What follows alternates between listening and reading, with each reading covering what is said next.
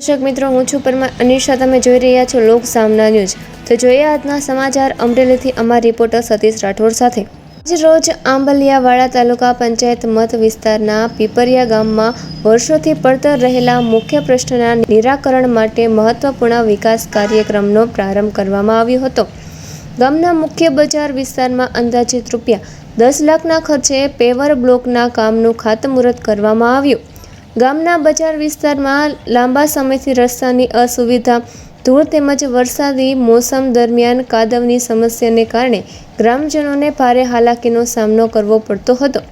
હવે આ પેપર બ્લોકનું કામ પૂર્ણ થયા બાદ મુખ્ય બજાર વિસ્તાર વધુ સ્વચ્છ, સુવ્યવસ્થિત અને સુલભ બનશે તેવી આશા વ્યક્ત કરવામાં આવી રહી છે. આ પ્રસંગે ખાંભા તાલુકા પંચાયતના ચેરમેન શ્રી ભાવેશભાઈ જાદવ, ગામના સરપંચ શ્રી વિજયભાઈ જોશી, પોપટભાઈ ઢોલરિયા, લાલભાઈ ઢોલરિયા, લખપણભાઈ મકવાણા, વિપુલ સરવૈયા સહિત ગામના આગેવાનો અને મોટી સંખ્યામાં ગ્રામજનો ઉપસ્થિત રહ્યા હતા.